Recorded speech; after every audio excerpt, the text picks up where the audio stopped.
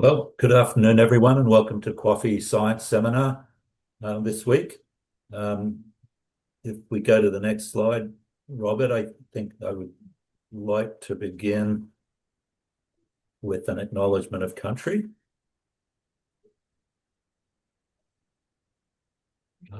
Sorry.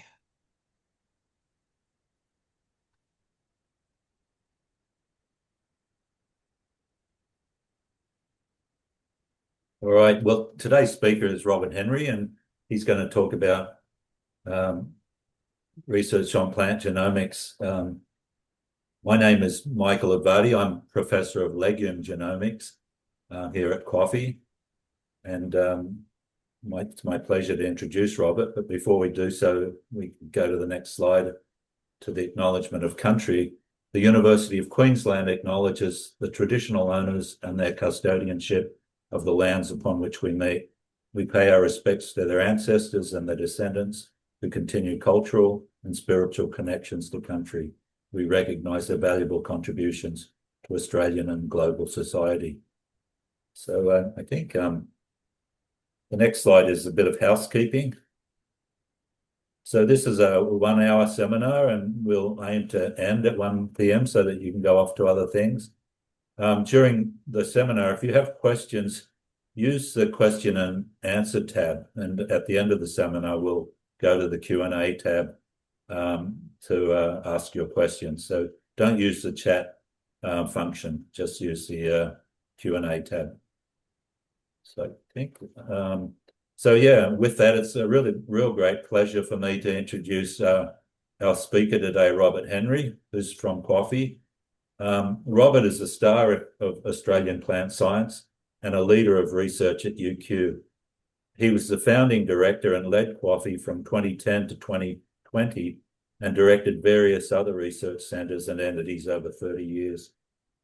He's an international leader in plant genomics and has published complete genome sequences for rice, coffee, sugarcane, macadamia, lime, mandarin, mango, pineapple, channel melon, and some of their wild relatives. Amongst other applications of that genomic information, he has used genomics to identify important genes for quality traits such as fragrance in basmati rice. He has published over 500 papers that have been cited over 44,000 times. He served as an editor for many journals and is currently editor-in-chief of Tropical Plants and Plant Biosciences. Robert has supervised 60 PhD students to completion and currently advises 17 PhD students. Amongst various awards, Robert was elected Fellow of the Australian Academy of Technological Sciences and Engineering in 2013. Although recently retired, Robert is publishing more than ever, with 27 publications so far in 2026. When he's not publishing like crazy, you can often find Robert at the head of the fleet of the South Brisbane Sailing Club on the Brisbane River on Saturdays. Go, Robert. And with that, I think I'll hand over to you, Robert, and I'm looking forward to your talk. Thanks, Michael, for that great introduction. And in starting, I too would like to acknowledge the traditional owners.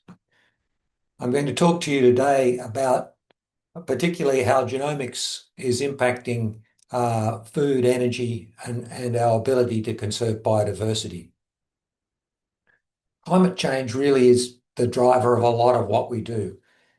The urgency for genetic change in agriculture and food production is made much more acute by the climate change that we're experiencing now.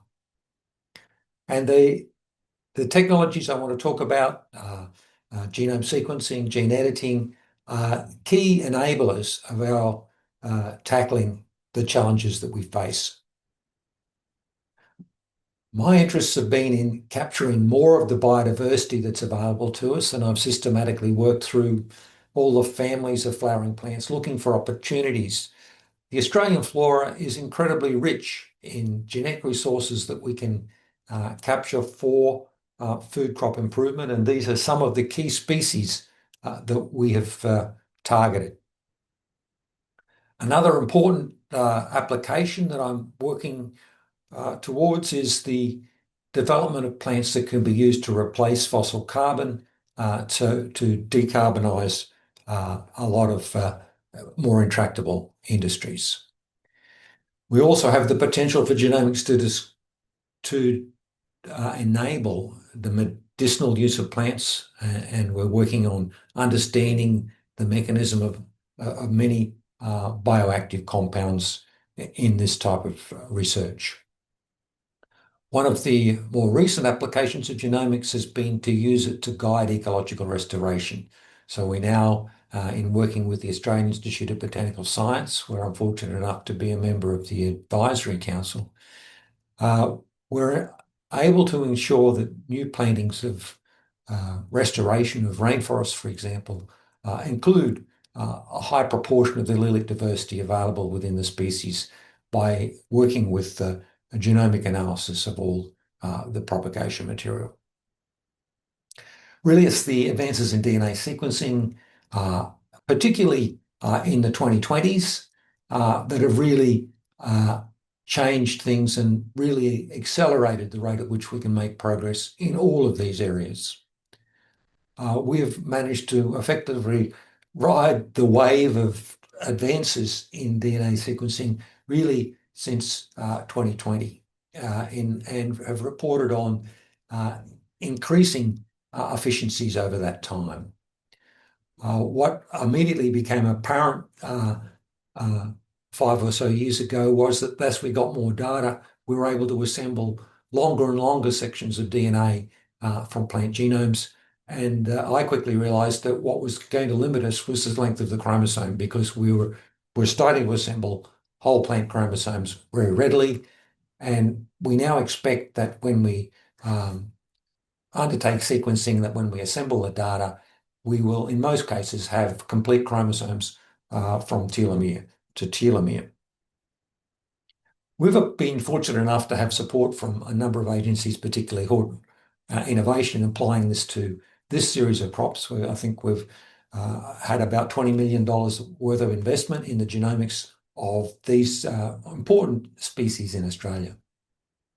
The sorts of things that we can discover are enabled by comparing the whole genomes of different species. Here we've been able to understand the genetic basis of climactic fruit by looking at the whole genome and seeing what differs between these different species that have these different characteristics.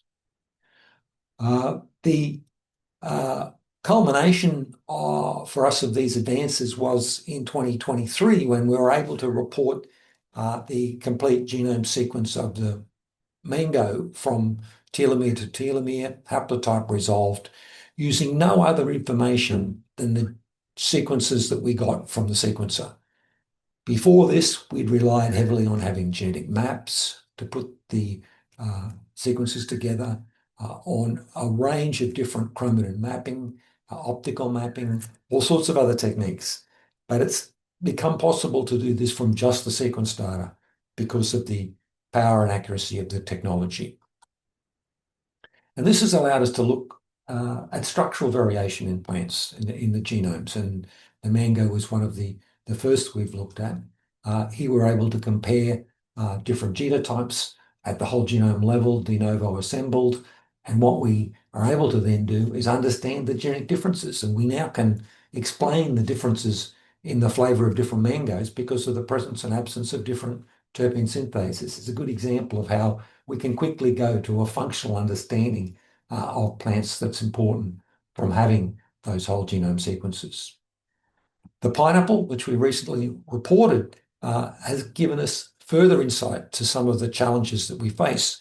You'll note here on chromosome 24 that there is a large inversion between the two haplotypes. And this has emphasized to us the importance of using haplotype resolved genomes in research. For many years, when we've talked about the genome of a species, even though they're mostly diploid at least, we talk about a single sequence that's really the collapsing of two, sometimes very different sequences. And here we see, because of the structural differences between the haplotypes, that we don't get recombination within these areas. And so the collapsed genome is a fairly meaningless amalgam of the sequences of the two haplotypes. We do need to work at the haplotype level, but the great news, of course, is that the technology allows us to do that now. And we can understand why certain traits are linked because they're actually in regions that can't recombine between the haplotypes.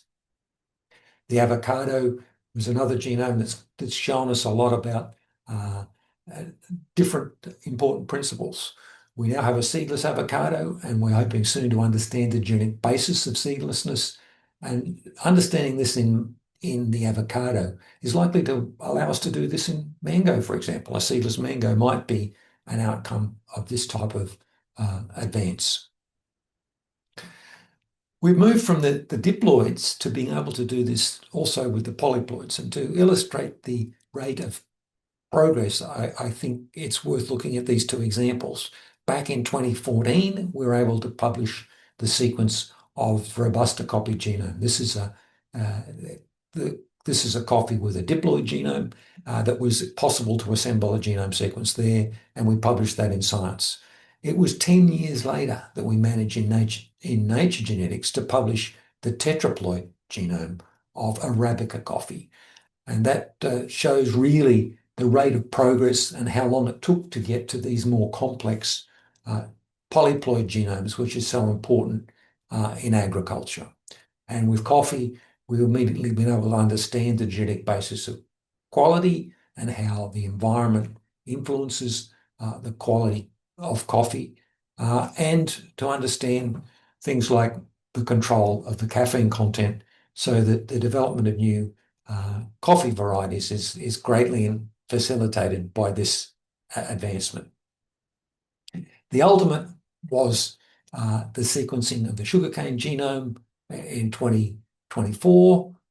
There we were able to publish this in Nature because it was the last of the 20 major crops to have a genome sequence published, and it does represent probably the pinnacle of sequencing for crop genomes. This dodecaploid is an incredibly complex genome depicted in this cartoon relative to its simpler diploid relatives.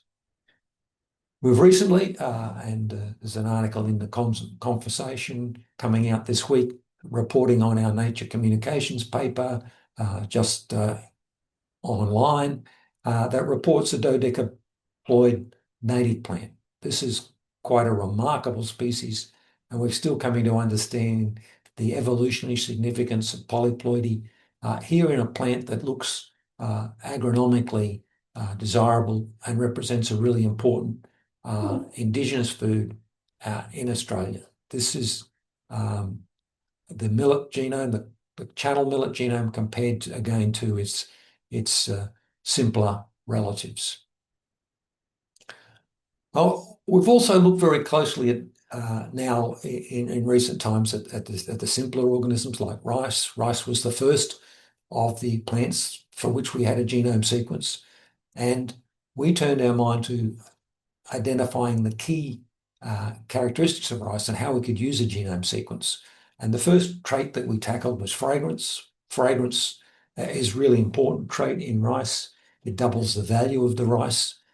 This molecule, 2-acetyl-1-pyrroline, is what makes so many foods attractive, and it's produced by fragrant rice. And within 6 weeks of the rice genome sequence becoming available, we'd identified the gene. It was an 8 base pair deletion that led to the loss of function of a gene that explained the whole process. And this shows how the availability of genomes gives us functional information that gives us insights that are incredibly powerful in working with food crops. This was a deletion of that resulted in loss of function of a gene in the proline metabolism pathway. It immediately explained why fragrant rices were more susceptible to stress, but it also explained to us a parallel pathway and what happens when we cook bread, that we get an aroma that's related through another related chemical pathway. So amazing number of insights coming from these discoveries that come from having a genome sequence available. Similar things have happened in wheat. Here we've been able to identify genes for adhesion proteins that are involved in holding the grain together and hence control the flour yield when we mill wheat. We've identified previously unknown small proteins involved in cross-linking gluten and explaining the extent to which bread rises. So we now understand how to breed these highly premium wheats that are so important for industry.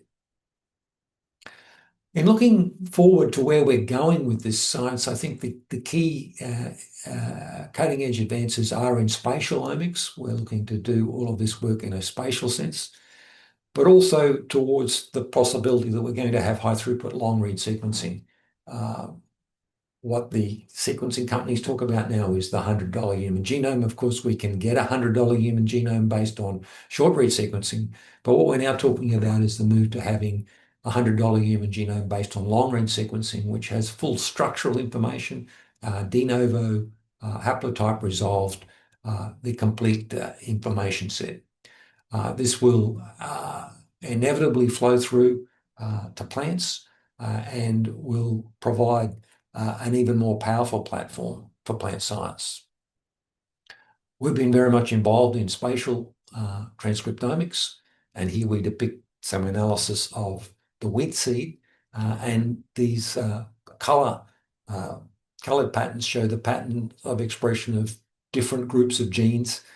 Here we can see that the gene expression is very much in particular centric zones around the endosperm. We have completely new insights now into where genes are expressed and when, and we can identify exactly the course of action or course of gene expression in different genotypes. This is allowing us to identify new ways in which we can breed wheat, new insights into how the whole process functions. The spatial transcriptomics, I think, is moving towards the use of pangenomes as reference. We have been using just a single genome as reference in spatial work, and I think a pangenome is going to be the next big step. And we've been at the forefront of applying this technology to subgenome-specific expression in polyploid systems. The advances are coming very quickly and publishing a lot about where this science, where this technology is going. One of the really exciting developments has come from our application of this to understanding fruit development and the ripening and post-harvest life of fruit. We've done quite a bit of work with the dragon fruit because we're able to separate the different tissues within the fruit very reliably here. They're very distinct and makes this a really good model system for understanding this. This led us to really understand what's happening in fruit ripening and given us new clues as to how we can extend the shelf life of fruit by understanding much better the molecular basis of the senescence of the fruit. And one of the recent outcomes from that is our publication just out in Plant Communications showing that there is an involvement of peptides as signaling molecules in the control of senescence of fruit. And this is a new regulatory process that's been revealed by the spatial analysis. We're now extending this to tomato and comparing climactic and non-climactic fruits, and this work is currently under review with Nature Genetics. One of the big outcomes is we now can do whole genome-based phylogeny. We can understand relationships between organisms, not at the gene by gene level, but the whole genome level. And that's a very exciting and powerful technology, which we're developing software to enable. Also, genotyping is moving to become something where we look at the whole genome. We don't need to think about skim sequencing anymore. Sequencing is becoming much cheaper. We can get deep sequencing of a rice genome for about $16. So really, we are moving quickly to that era where the genotype is the whole genome sequence. This is the complete set of information, and we will be able to collect that for every individual of interest. Pangenomes are moving to become much more important in heterozygous genomes, and we're moving towards the use of long reads, haplotype resolved genomes as the underpinning data sets for pangenomes, rather than, as has previously been used, collapsed genomes based on short read data. I just want to say a little bit about crop-wild relatives, because that's really a great strength of Australia in terms of our genetic resources. I'm now focused on trying to understand crop domestication in the Asia Pacific. I think we've had for too long a Eurocentric view of agriculture, beginning in the Fertile Crescent and the Eastern Mediterranean, when I think there's been a lot of action in the Asia Pacific that's been overlooked and needs much further and detailed study. We've been coming much closer to home in working with our colleagues like Michael Westerway in archaeology, looking to understand the use of plants traditionally in Australia, back particularly over the last 5,000 and 10,000 years, where we've got evidence for large-scale utilisation of plant species across the Australian landscape. We've also been able to use genomics, of course, to understand the domestication of crops elsewhere. And in the case of barley, which we thought was the first crop, and we still think probably is the first crop domesticated, we now learn that much of the gene flow, for example, in Tibet, has been from domesticated to wild, and we're beginning to understand that more in other species, that there's a complex interaction between wild plants and domesticated plants, and genomics is revealing a lot more of the critical history. Much of our work is focused on the wild relatives of rice, which in Australia has a distribution that parallels that to some extent of the crocodile, which makes it an interesting system to study. The Australian populations or species are particularly critical in that they seem to be ancestral to the clade from which rice was domesticated, and that is all becoming clearer because we now have very high quality genome sequences of essentially all of the species in this genus. And we've domesticated a couple of species, but we're able to move out even to the tertiary gene pool to access novel genetics with the availability of gene editing to allow us to bring those genes into the domesticated gene pool. We're now working across the local region, as I call it, from northern Australia to northern China and across to India. These spots illustrate different clades of wild rice. You'll see the red spot in the Philippines indicating that recent sequencing of Philippine rice is showing that it's related to the Australian populations more than to the mainland species in Asia. We now have major international program, and I've just been in Thailand where we're coordinating research across all the countries now in the region to compare the genetics of the wild populations of rice and come to a better understanding of the broad genetic base that we have for this critical food crop. In Australia, we have remarkable resources, and this cave painting here at Split Rock is at a site close to where we routinely collect. This was painted more than 12,000 years ago and predates any knowledge of agriculture. So we have a history of use of crops like rice in Australia that goes back to well before we have any record of agriculture anywhere. The diversity of rice in Australia, and Nerman is doing his PhD on some of the wild rices, and here we see the great diversity of these species that are present in Australia. And the novel characteristics: B is an Australian wild rice and E is a domesticated rice, showing that big seeds are something that we have, and lots of interesting traits like that of great value to agriculture.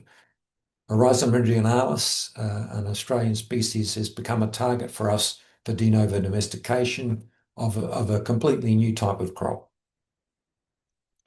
Well, one of the things we're able to understand by studying wild populations of rice, and these are the sites across Cape York that we've been working in, is that there's ongoing reticulate evolution and that there is hybridization in the wild that's a really critical process in the evolution of all of our plants.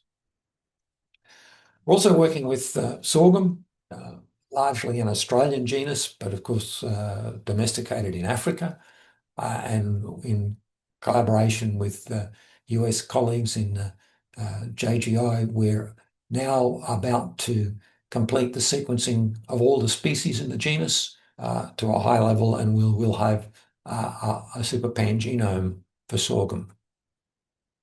We're able with this to understand the differences in wild populations of sorghum in Australia that are found in contrasting environments. It's taken similar approaches with things like citrus. A third of this genus is found in Australia. These species are now critical to citrus production worldwide because they contain resistance to the citrus greening disease, which is devastating citrus production worldwide. And the Australian species have been used extensively in all global programs. We've been able to identify the key genes that are involved in these disease resistances and other really desirable characteristics in Australian citrus. We now see that genomics is going to enable a new future for bananas. There's so many things we can do with this. Cavendish banana, the most common genotype, is a complex origin. These different colours show the different species that are contributed to this complex triploid genome. But we're working again with the wild Australian species, new genomes there, completely new karyotypes that we've been able to identify, and genetic resistance to major diseases that come from the wild. Just as with the citrus, the wild Australian species are really the key to global citrus production. It's possible that, and it's likely that the wild bananas are going to be the source of ongoing resistance that enables bananas production to continue. The macadamia has been something that's local here around Brisbane. This is our local species, if you like. The 4 species we've now studied in great detail, and we've sequenced more than 400 genotypes and have a great understanding of the population structure and genetic relationships within the wild and domesticated germplasm.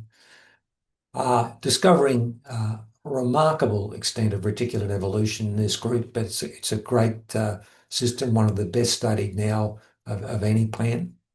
What we've discovered here, of course, are things like these antimicrobial peptides, which have potential application in plant protection. In the macadamia, we now have a great understanding of those, not only in these species, but in all of the relatives across the whole Proteaceae family. Wild coffee on Cape York, we have a species, unfortunately, no caffeine, but these are going to provide great opportunities to develop the coffees we need in the future. I now wanted to turn away from food and talk about energy. I understand that even today we've had an increase in the oil price. This is something that recently has focused attention on this issue, and we have now established a hub, an ARC hub for engineering plants to replace fossil carbon.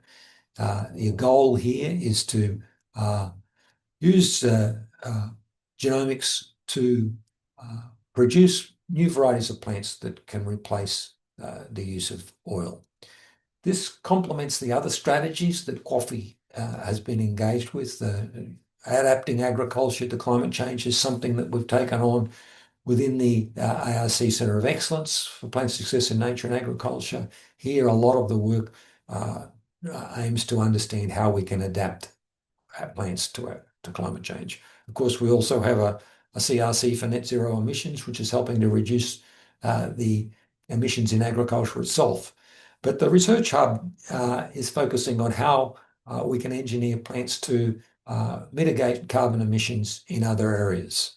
and that's in the use of plants to replace oil for the production of fuels and plastics and chemicals. And that's a major, an important role for plants. We can't replace oil with solar and wind power for biomaterials, plastics and fabrics. We can replace it for ground transport because we can electrify our vehicles, but we have a unique need for aviation fuel that's liquid, and for replacing oil for all the biomaterial needs. And the airlines are predicting they'll need liquid fuels even for long distance flight, even by 2050. So we really need to have plant biomass, which is really the only realistic alternative for this application. So lignocellulosic biomass from tropical plants is probably the most sustainable option. And so we've focused particularly on doing that. I wrote this book back in 2010 on how we balance food, fuel, and conservation. And that's still a key theme in the way we need to approach this. We see that the leading opportunities for addressing this globally are sugarcane, sorghum, rice, maize, and eucalypts, probably in that order. Sugarcane really is the only crop produced currently in sufficient quantities to replace all of our jet fuel needs at the global level. And so the million tonnes of jet fuel we produce each day could be produced from the several million tonnes of sugarcane byproducts that are produced each day. What we're about is looking at modifying the structure of the cell walls of these lignocellulosic producing plants. We've done a lot of work on the chemistry of these complex structures, and we now, with the genomics, are beginning to tackle how we modify that. We're looking at all biochemical conversion of plant biomass to fuel, and really looking at the advances in processing and how improved varieties can better feed into those processes and allow for more efficient conversion. We have novel approaches to go to things like dimethyl octane as jet fuel directly from plants, but we can go more conveniently at the moment from plant material to ethanol by processes that we've optimized in collaboration with IIT Delhi in the UQ Academy, and that this ethanol can then feed into ethanol to jet processes. One of the big advances is that we've been able to do this now in a single vessel, and so we can actually have a cost-effective process. Life cycle assessment suggests that this is environmentally sustainable, and the techno-economic analysis says that we can do that at a price that will be competitive with fossil carbon at the $70, $80 a barrel that we are right now, but very competitive if we go back up to the $100 a barrel, which is the direction we seem to be heading to again today. We can also produce other molecules, and we've now got the life cycle assessment techno-economic analysis, for example, for producing butanol from plant material. What we see is that the time of harvest influences this, and the genetics is so important. The variety is critical. We can get huge improvements in the economics of this process by having the right variety, and that's where the genomics is really going to allow us to accelerate the replacement of oil with biomass that can be produced sustainably on a small land footprint from agricultural wastes. So it's all about applying genomics and then particularly gene editing to that. Because we've got the sugarcane genome, we're in a position to think about how to edit that. We're moving to do this in a spatial sense by targeting the modification of the expression of genes in particular cell types within the structure, so that we can optimize our ability to improve the biomass composition for biochemical processing to fuels and other molecules without making changes that adversely affect the performance of the plant. One of the big supports in this is our high throughput mutagenesis system that we've developed in sorghum in collaboration with Carlsberg. This is a $5 million project to develop a population that we're now able to screen to find a knockout in any gene very quickly and understand the function of that gene in sorghum as a candidate for improving the suitability of the biomass for replacing oil. And this Find It technology really does allow us to think about screening large numbers of genes. We combine that, of course, with our ability to edit these genes means that we can very specifically and selectively achieve those outcomes.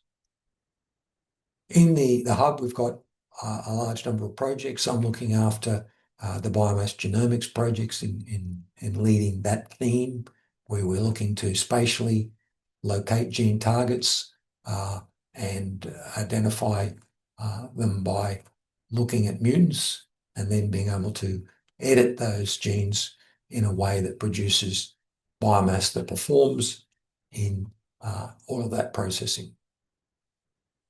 So what we're hoping to see is that we're going to have advances in technology, both in terms of the biomass type, the treatment method, the enzyme digestion, and the microbial processing. And all these things are happening globally. The big contribution we can make is having the right plants that really make probably the biggest difference that's required to make this technology successful in overtaking the use of traditional fossil products. We're working with a range of collaborators. These are the current key partners in the hub, and the hub is continuing at the moment to expand its range of activities. I'd just like to finish by acknowledging the many partners that have contributed to the research I've been talking about, enabling us to develop genomic technology that really does have significance for expanding the diversity of food production, looking to facilitate the replacement of fossil carbon with renewable plant material, and support biodiversity conservation by guiding ecological restoration. The current objectives of my research programs really have been focused into two areas now. I'm really interested in domesticating Australian species to really diversify the basis of food production. And now with genome technology and gene editing, we're able to do that, and we have the first of those plants in the glasshouse now. So we do expect that there will be new offerings for agriculture that have come from domesticating sometimes relatives of crop plants, but other times completely new options as new agricultural plants. And the second major area is to have complementing that plants that can be produced efficiently in a way that doesn't compete with food production, but it allows us to avoid the use of fossil carbon. And with that, I'll hand back to Michael to see if you have any questions. Thank you. Wonderful. Thank you, Robert. That's a real tour de force and great insight into how plant genomics will shape our future food and fuel and conservation efforts around the world. So, thank you very much. I'm going to go to the Q&A to see if, well, we don't have a question yet, but I'm going to kick off with a question, Robert. So you mentioned your ongoing interest in de novo domestication of wild species.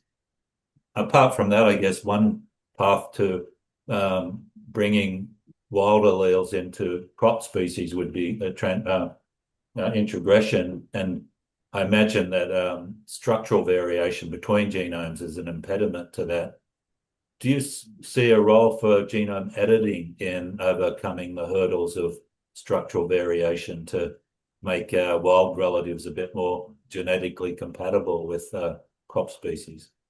Yes, thanks for the question, Michael. I think de novo domestication is the radical option. You get a completely new suite of genes in something that you might be able to consider as an agricultural species. But movement of specific alleles from the wild into the domesticated gene pool has been traditionally thought of as too hard in many cases because you bring too much baggage with those genes. It's very hard, as you say, for structural reasons to do that. But gene editing really means we can just bring that allele directly in, and we're in the process of doing that for a number of genes at the moment. In the case of rice, we've got plants where we've edited the genes in the starch biosynthesis pathway in domesticated rice to match those we see in the wild rices that have slower digestibility and hence might be more desirable from a human health point of view in human diets. So that's work in progress, and that's a good example of how editing can allow you to change just the things you want or just take the bits that you want. The other major opportunity, I think, is in bringing disease resistance genes from the wild into the domesticated gene pool. Quite often we can find the disease resistance we want in the wild, but it is very challenging to think about how we'd introduce that by conventional crossing. But with current genomics, we can identify those genes relatively quickly and efficiently, and quite often the editing that's required to modify the allele in the domesticated crop to become resistant is something that appears quite manageable. So I think that's another major area in which we'll see these technologies play out in capturing that genetic variation that we need.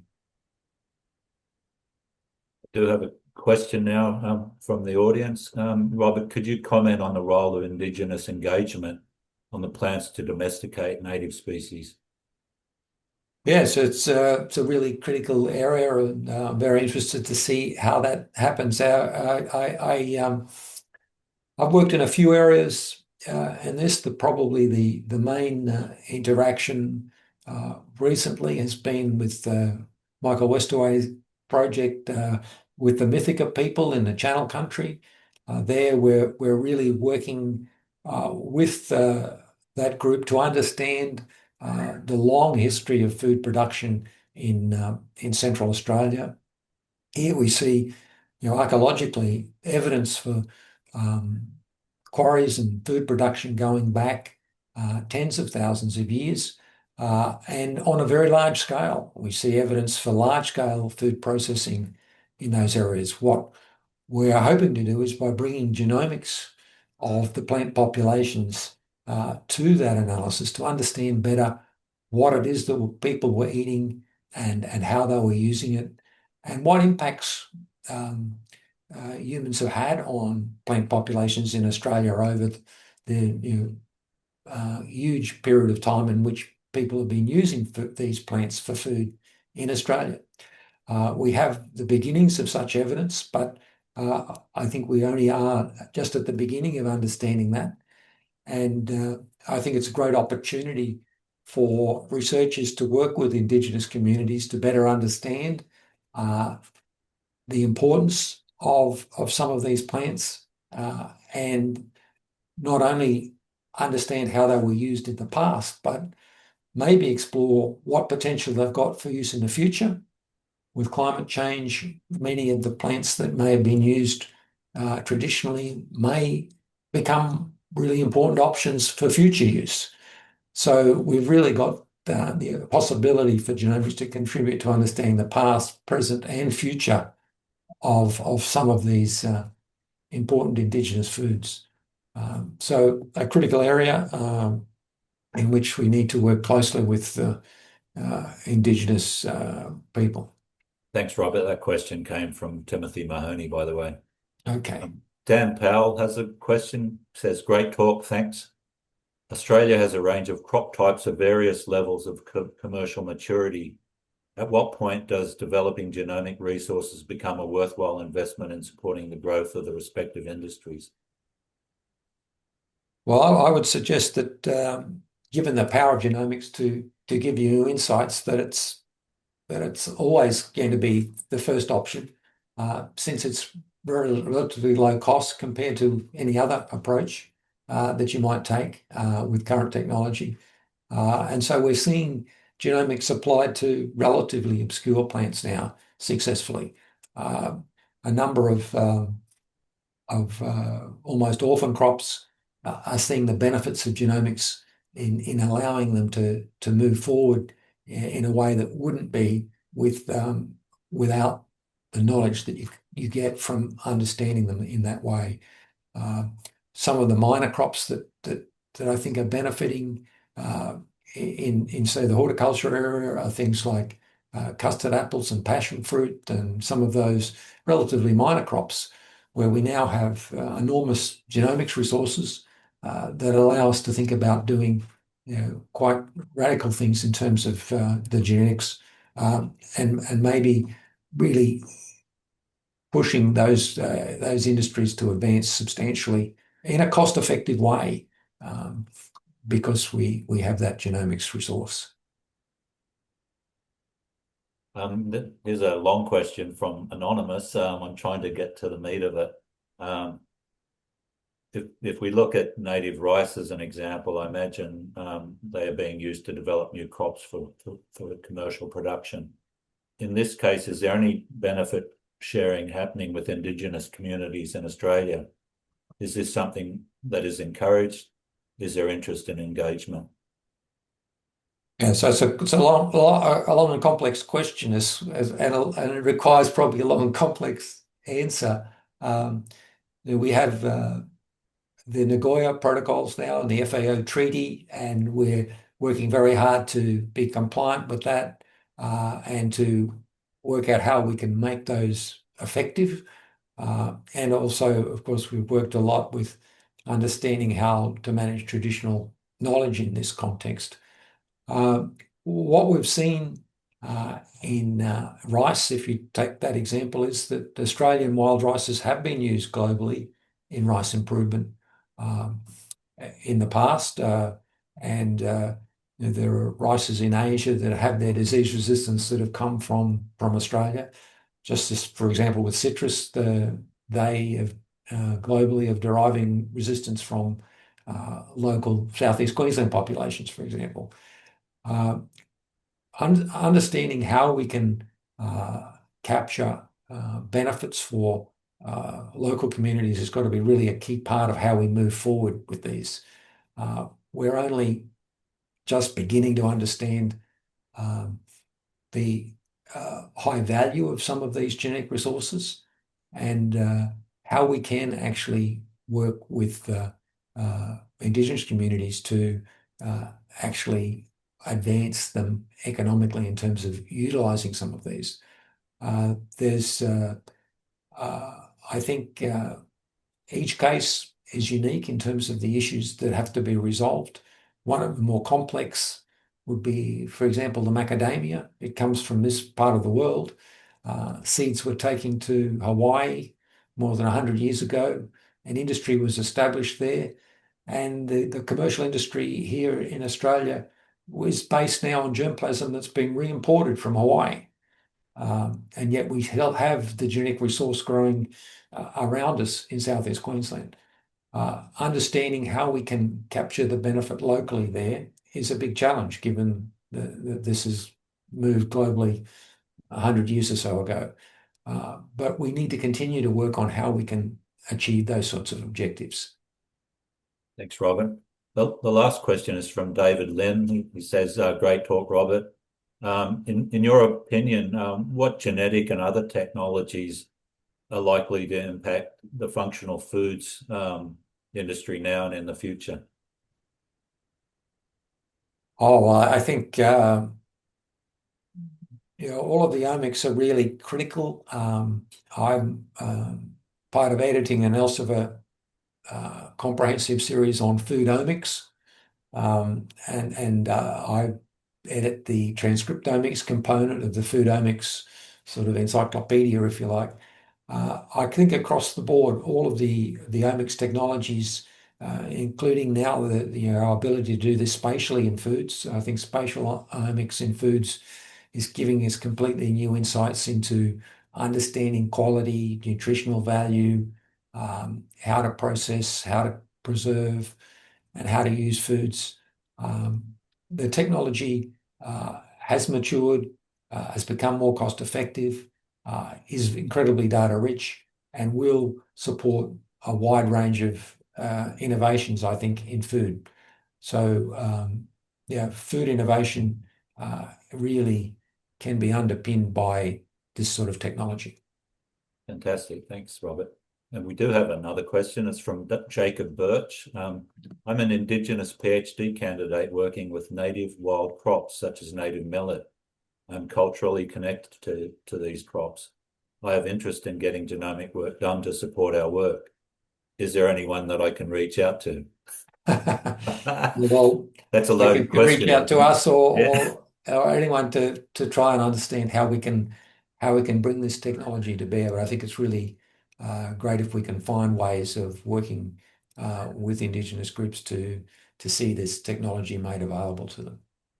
There you have your answer, Jacob, an invitation to engage with Robert and his group. So I think that's the last question. It's a nice positive way to end a really tremendous talk. And again, thanks very much, Robert, for that brilliant overview. And I'm looking forward to see where your career goes from here. Thanks, Michael. Yeah, thank you very much. Oh, and before we leave, we've got a minute or so, but I'd like to introduce the next speaker on July 28th, Joel Johnson, who's a PhD candidate in QAAFI, and he's going to talk about sublime native citrus. What is their nutritional value? So we look forward to Joel's talk in a couple of weeks. Thanks everyone for joining us today, and I hope you learned as much as I did, and have a good afternoon. Thank you.